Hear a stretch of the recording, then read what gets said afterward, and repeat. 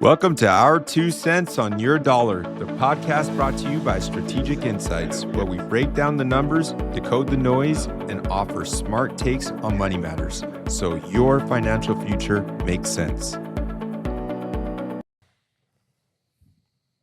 4%. 4%. Oh. That's all retirement experts say you can spend off your retirement assets. It's a rule of... I say negative.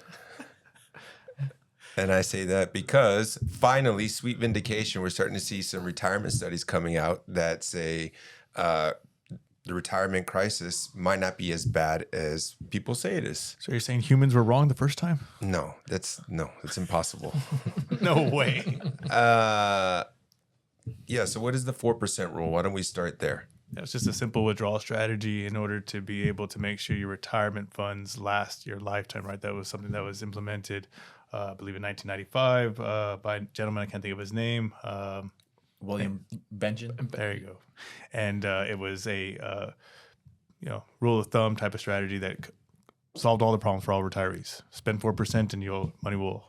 Benjamin was a financial advisor. And he was always getting the question from his clients that were about to retire, how much can I withdraw from my portfolio? And so he was, prior to being a financial advisor, he was an engineer. So he decided to take on the challenge and finding out for himself what is a good withdrawal rate. And with his study, he thought it would be 4%. And he had some assumptions, making sure that the portfolio would last at least 30 years and having a zero balance after 30 years. There would be cost of living adjustments, and the portfolio would at least be invested into 60% stocks, 40% bonds. And with those assumptions, he figured out that 4% should be enough so that your retirement portfolio can last at least 30 years. Yeah. Okay. So y'all just give me a friendly reminder, a couple of disclaimers, if you will, before we get too deep into it. Ooh. This is not meant to throw any shade at anybody, because he did the best he could initially. Yeah.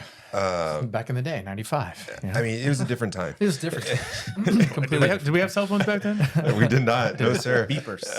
Pagers, yes. Yeah. I preferred pager, not beeper. Pager. I had one of those. East Coast, sorry. Anyway, so I mean, did the best he could. 4% had to answer the question somehow. Mm-hmm. Did we have computers back then? Maybe not. I don't remember. Didn't. Right? Yeah. The common American household probably didn't. Yeah. And I feel like, we see a bunch of headlines, right? Mm-hmm. Americans are facing a retirement crisis. Most people don't even have enough saved up to cover an unexpected emergency of $400. Seeing all kinds of headlines, and we're seeing financial personalities on air, on TV, telling you, put that coffee down. Put that coffee down. You need to save for retirement. Yeah.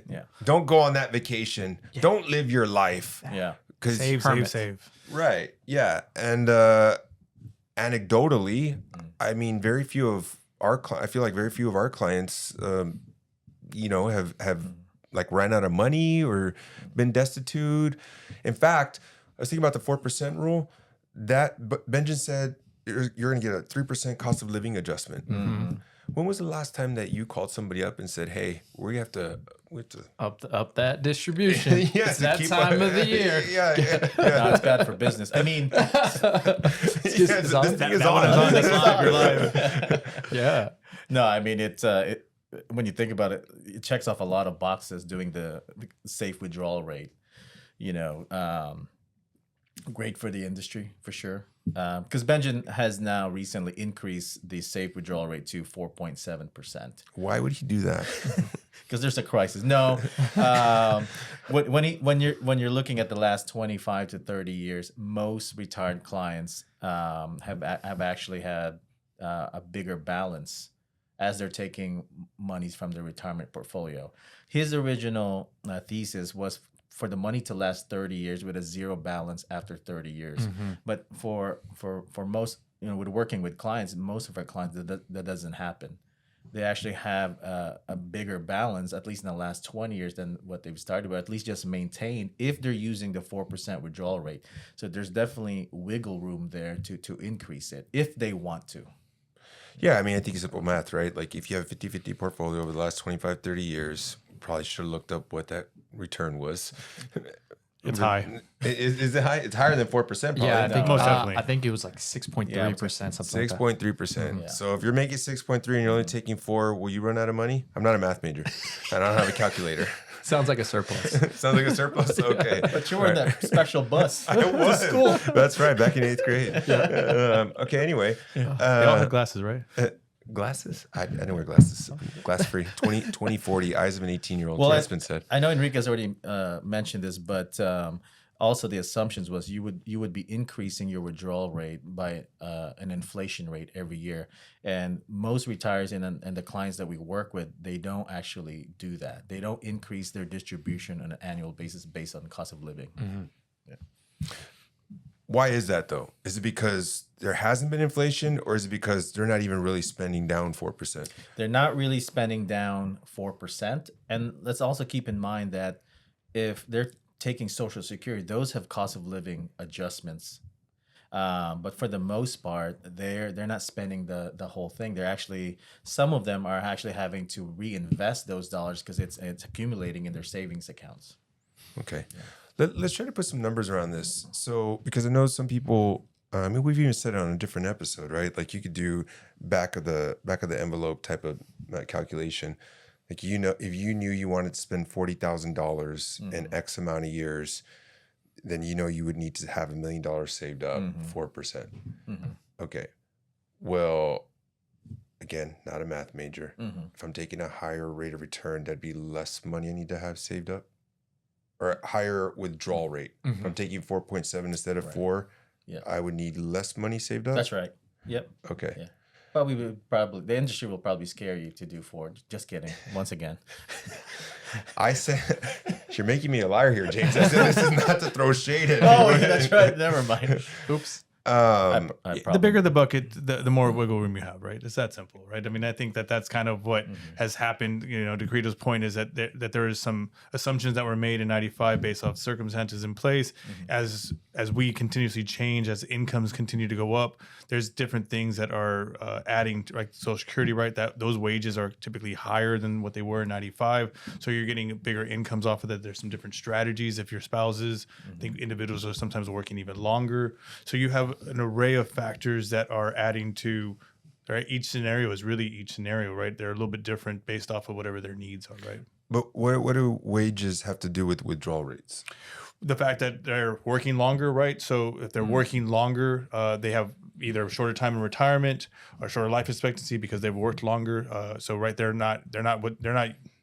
either putting more into their retirement accounts for longer periods of time, or they're less reliant on them because they're still currently employed or still working. Okay. All right. Okay. We mentioned some studies. What studies are there supporting that maybe the retirement crisis isn't as bad as we think it is? Yeah. So health and retirement study conducted. So David Blanchett just did an article going over some of the findings. And really one of the biggest key things that they discovered was the drop off in total consumer consumption post-retirement. So on average, there's about a 20% consumption decrease going from pre-retirement to post-retirement. And what the study did is it looked at consumer consumption over the time frame throughout retirement from age 65 to life expectancy. And what they found was that the later into retirement you got, the more comfortable these individuals were with the income that they were receiving. So, and this was showing pretty much a flat level of income throughout retirement. So really no cost of living adjustments or nothing. They're receiving roughly the same dollar amount throughout retirement. And the older they got, the more comfortable they were. And this was looking at roughly around the $30,000 to $40,000 dollar income range or consumption range. Sorry. What's considered income in this study? Yeah. So Social Security and I believe there's pension income. IRA withdrawals? Yeah, and then retirement distributions. So they did count distributions from Yes. accounts. Yeah. So in the study, what they found was that there was higher consumption when they looked at the longevity of retirement. There was higher consumption in the earlier years, so the comfortability of income was a little bit less, but then consumption reduced and their comfortability levels increased as well too. Yeah, I think sometimes we used to use some sort of like a rules of thumb, right? You don't have spend 80% of your current income in retirement. Those are kind of some simple rules of thumb that we utilize to help people kind of get an idea of what they should be spending or what they want to spend during retirement. And so that's something that, as to Leo's point, right? Some of that changes, right? They don't. I think I've heard it in the office before, right? The go-go years, right? So right when they get out of retirement, there's a lot of spending because they're trying to do things, and then as they age, starts to slow down. Then a lot of their expenses go towards more healthcare costs. So the 4% rule doesn't take that into account. Which one? What these guys are saying, that the consumption wanes towards the later years. No, it doesn't. It's assuming the other way, that with inflation you're going to be taking out more. It's actually the opposite. Okay. So there's two different things working there. You're taking out more, and you're actually spending less. Right. And you're still Yeah. Okay. All right. Yeah. Yeah, they also call it like the spending smile. In your earlier years, you're spending more, and it actually starts to go down in your mid 70s, late 70s, and it'll pick back up once your healthcare expenses go back up. So. Yeah. I mean, the biggest thing too is for most individuals going into retirement, a lot of your liabilities are taken care of, right, at that point in time. And so American Realtors Association did a study, and roughly about 19% of homeowners still carried a mortgage balance past age 65. So that's 81% of individuals have no mortgage payment after age 65 at that point in time as well too. And so taking away probably your biggest liability prior to healthcare costs and needs early on in retirement, that helps provide the mental comfort. I think that probably played a part in that other study as well. Yeah, I don't think they took into consideration downsizing or some of the other changes, right? They kind of kept it more of a flat line compared to a lot of times you have individuals that will downsize their homes, right? They come into another influx of funds, therefore they're no longer dependent on their retirement assets. It kind of almost like, it depends kind of like who you ask to. Like I think in that same study that y'all were mentioning, I think they looked at 50-year-olds and 80-year-olds that are spending both $30,000 to $40,000, and the 50-year-olds, I think it said something like only half of them feel satisfied or okay with their current financial situation. Yet the older folks in their 80s, like 85% felt confident of where they were. So it's almost like experience matters, or even like I'm just guessing, like a bombardment of there's a retirement crisis. So before you're even retired, you feel like you're not ready. Even maybe you are, as opposed to those that are are already retired and they feel perfectly comfortable. Yeah, I was even looking at like how a lot of these surveys are being done. A lot of these surveys are being done through retirement accounts, right? Through 401k plans. So they're asking people that are participating in the plans, what is their feelings, right? And I think most humans, right, are incited by emotions based off of whatever the current environments are, right? So there's always swings in regards to their feelings about where they're at in their situation, right? I thought was interesting is that there was a high probability, right, when they asked that question, is there a crisis? There was over 50%, I think it was closer to 60%. Yeah, there's a crisis set out. But then when they asked them specifically to the individual, do you feel like you're in a crisis? Alarmingly, it was almost the same thing. 67, I'm fine, right? They were fine. Them personally were fine, but everyone else is in trouble. That's interesting. Yeah, so I mean, I could see it play out a couple different ways depending on your age. So I've heard older clients like say, okay, I've saved all my life. I want my 4%. Okay. Do you need 4%? Nope. But I saved it all my life. I want my 4%. Do you all find that to be the case? And how do you all address that? Everyone's different. I've had it all over the place. I've had it where, I've worked hard all my life, paid my own way kind of deal. I'm okay with it going down as close to zero. I'm gonna spend it down, and I'm okay with that. Okay, cool.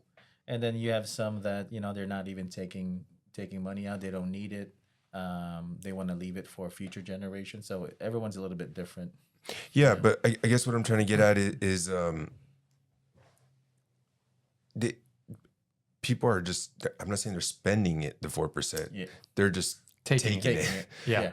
and then just squirreling it away. Yeah. Yeah. Super inefficient. It's a mental accounting thing, I think, sometimes for those individuals, right? It's a psychological thing, right? They feel, right, I put it in, it's time for me to take it out. Sometimes it's an emotional aspect of it. It has nothing to do with their actual financial situation. It's just more of a mental comfort for them. I think It does happen. I run into the opposite more than anything. I run into scenarios where we've ran every calculation and we've looked at every simulation and Monte Carlo chart. And I mean, these people are going to be perfectly fine to spend whatever they want throughout retirement. And yet it's hard for them to take anything out. Yeah, I think it's a again mental thing for some of those individuals too that have gone through hard times, because I have those same clients too, and I try to tell them, hey, you can spend, it's okay to spend, right? And for whatever reason, because of the circumstances that they went through in life, they can't turn that on. Yeah, you know what? But I mean, I play a pop psychologist on TV, and Trendy one as well too. That's right. I get it burns my britches that, like, it's almost like, yeah, you're in that position because you worked all your life and you've been told that you have to save. I have to save because I had to have $1 million saved up for retirement because I can only spend 4%. That's only 40 grand. I can't live off of 40 grand. And so you develop this habit of not spending money. Social Security's gonna run out. It's never gonna be there. I gotta put more in. Yeah. Yep. I don't know. I think we're almost doing a disservice to Americans or the community by telling them, by giving them these rules of thumbs. So how have you all used that experience to advise clients? Try to break it down for them. I had this conversation with somebody yesterday that is pretty affluent, does well, and they asked me how much should I have in my account, and they still they're still fairly young. And I asked them, I said, what's the purpose of this account? I asked my kids this question, right? What's rich, right? I feel like it's a relative term. To each individual, $1 million might be more than enough. For others, $1 million might not be close to enough. So I think they got to look at their each situation, what they're trying to accomplish, and then work backwards from there. How do all these other things that they have going on fill into this situation? Because some of these people, almost a lot of the surveys, right, are talking to retirees. For us, we have a lot of business owners that maybe aren't putting into 401ks. They're self-funding their businesses, and they're using that as a retirement asset to be able to live off of when they age. And so I think you just kind of have to work backwards, figuring out what they're trying to do, then go from there. Okay, I love that. I agree with it. How do we do that? How do you do that? Or how should anybody that's watching this do that? Yeah, so I think they need to I use the example of just most people know what their weight is, right? Because they don't have a weight room, a scale, right? So you need to see where you're at right now, right? See what your current situation is. Then you need to start looking at your Social Security benefits, spousal benefits, start figuring out what strategies may work to be able to maximize those, and then looking at what accounts are available to you now, which ones could you be contributing to through either an employer-sponsored plan or creating your own. Once you kind of determine those components, then you can start looking at your cash flow and figure out how much can you actually allot to that. Once you have that in place, then you can start looking at the longevity aspect of it, right? To what time do I want to start working to? If it's whether it's 62, 65, 70, then that you can start figuring out dollar amounts, right? At the same time, you can also look at rates of return, right? So you can obviously be more aggressive if you're behind the scale. If you're ahead of the scale, you can maybe take on less risk. Okay. What are some tools that people can use to do that? Because all that sounds super complex. Yeah. Social Security has a website, ssa.gov, that allows you to look at your current benefits. They'll give you estimations at 62, full retirement age, and I think even 70. And so that's a simple one, ssa.gov. If you work for somebody, an employer that does offer benefits, your HR individual can give you a handbook They can give you a list of all the current benefits that you're eligible for, that you can participate in. If you have issues, feel free to reach out to us. We can help you walk through those, because sometimes they're pretty big books. And so going through those benefits to see which ones will actually be utilized to help you reach your goals, right? So that's kind of start one. Obviously, there's a bunch of different financial calculators out there for you just to kind of do simple time value of money, right? If I put in this much on this much of time off this rate of return, I can expect to have this much at a certain time frame down the road. Yeah. I mean, if you don't want to do any of that, just call your financial you professional. do that? Oh, there you go. Wow, all right. And how do you do that? Yeah. So we use a software, financial planning software that we data entry, all cash flow, and look at projections and retirement income strategies. And so projecting those retirement income strategies is going to help us determine ending asset value, ending net worth values, things like that. And so a lot of times we run those calculations and probability of success in retirement is really high. And what ends up happening is, like Credo mentioned earlier, the individual has more money at life expectancy than they did when they started, right? And so understanding like, hey, I think the powerful message here is don't hinder today with an expectation of trying to make it to retirement. Understand like, hey, what you do in regards to planning for retirement is important, but don't let it keep you from doing the things you want to do as well. And I think that's such an important part of this, because you may be able to experience and enjoy life and do those things in retirement with the money that you have, but your capabilities and probability of doing all the things you want to at that time frame reduce drastically just based on age. I know, Leo, I hear you, but I'm terrified. I need to save for retirement. Please do, and put it invested with us. Yeah. Keep it simple. Yeah, it's not that hard in regards to for us to ask for it. Well, because again, right, if you're going to have... We're telling people that... It's not that hard. No. You know what I'm trying to get at, right? Don't do... I mean, you can do both, right? Okay.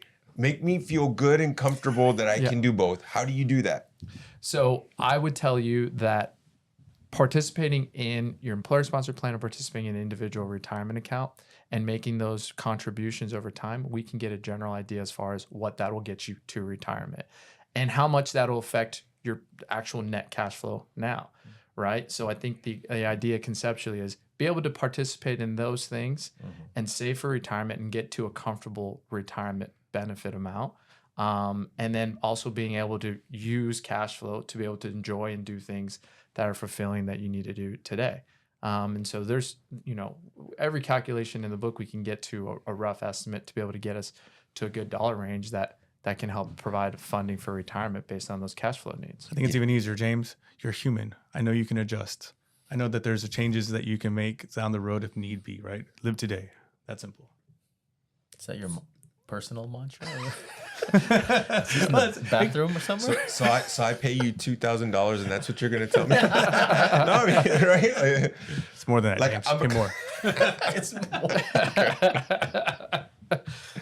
more. Trust me, I'm a financial advisor. Done. Tell you what, let me share a real life scenario. James, how much am I supposed to save? Well, retirement experts will tell you 50, 30, 20 rule. Mm-hmm. So I'm supposed to save 20% of my income? Yes. That's a whole lot of money. I said, you are right. So, you are That's right. a great point, Mr. and Mrs. Goliath. Correct. I agree. Yes. And if I was Alexis, I would say sign here and do it here. But I chose to say, okay, let's dream a little bit because it all starts with your goals. What in a perfect world, what age are you retiring? Was 60. Okay, cool. What are you doing in retirement? Where are your kids? What are your hobbies? Are you traveling? How much is that going to cost? Okay, it's going to cost. I want to be able to spend $100,000 a year at 60. My mom lived. My grandma lived to be 95. I got longevity in my genes. Cool. Let's stress test. Let's stress test this bad boy. And this is all done through software. We put 95 life expectancy. Okay, cool. $100,000 spending goal. Well, you're going to get $80,000 between you and your spouse on Social Security alone. And you got a little rental income. So you're actually probably going to need 10K a year from your savings. So if you are going to use a 4% rule, you only really need 250 saved up. So to your point, we do want a little bit of a wiggle room in case things change. So maybe we shoot for 500, but it's certainly not 20% of your $200,000 income for the next 20 years. It's, especially at an 8% rate of return, for example. So if you're not having to save that much, that's that much more money you can spend today. And so now you have all the information you need to decide if you do want to take that trip today or wait or do both. And we can make adjustments in the software so you can make an informed decision. Is this financial planning? I mean, to me, that is pretty simple. It's not, I mean, it's all stuff that viewers can do. Yeah. But it does help to have a sounding board is what I find. Yeah. I don't know. What do y'all? No, I agree. I think them just thinking through what the day in and day out lifestyle in retirement looks like for them is a really important exercise. Because it gets them to think a little bit more practical. Am I really going to travel every single month and spend $10,000 on every trip for the next 20 years of my life? No, you're not. Right? You're going to do it. One of you are going to get tired of traveling after a couple of years. It's going to slow down drastically. Then you're going to get into later ages and you're not going to want to do most of that stuff. Like those practical things that they think through are really important key factors in determining like, hey, what are we looking at as far as actual necessary income, you know, because that's going to be more of a key factor over time, right? Is making sure that you have the necessary things taken care of. The discretionary things are going to dwindle. And that happens for almost everybody over time. What I like about what Enriquez mentioned there, because it kind of gives the viewers kind of like insight of that. If you're going to work with someone, you need someone that has the experience to marry rules of thumb and software, because they'll have different inputs. And because if you're just using software, it's going to spit out a larger number because it's based on probability of success. And so if you're running Monte Carlo scenarios, and you're trying to get 100% of goal, it's assuming that you're going to be able to achieve your goals at all kinds of situations. Yeah. And so the more money you have that's going to reach, you're going to get 100% of probability of success versus here's rule of thumb. And he mentioned just having a little bit of wiggle room. He has experience to know that in different market scenarios, this is what I've seen with retirement portfolios. And so I feel like you need someone that has that kind of insight and experience. Also, too, making sure that the assumptions are in line, right? Because all the softwares will have different assumptions. So making sure those assumptions, right, whether it be taxable rates during retirement, inflation rates, all those other little nuances are also important to make sure that they're in line with your actual needs, not just broad base. Yeah, practicality is really important at the end of it. Some of those can be off a little bit. Look at the software. Look what it is. Yeah. Put more money over here. Hear ye. Yeah. All right. The theme of this is you might not be in as bad a shape as you think you are. Don't let rules of thumb or articles scare you into something. It's kind of like doctor. I get it. We're all kind of reluctant to go to the doctor because we're afraid of what they might find. But you should reach out to a financial advisor, run those different scenarios, run your goals, because you're probably not as bad shape as you think you are. Yeah.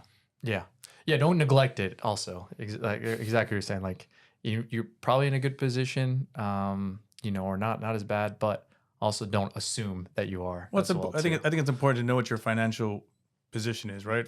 Just like anything, just have an idea of where you're currently at today, right? Instead of just kind of blindly going about the life, right? And you're hoping for the best, right? I think getting a actual good grasp on what you have going on and what you can do to modify that, I think is a first step.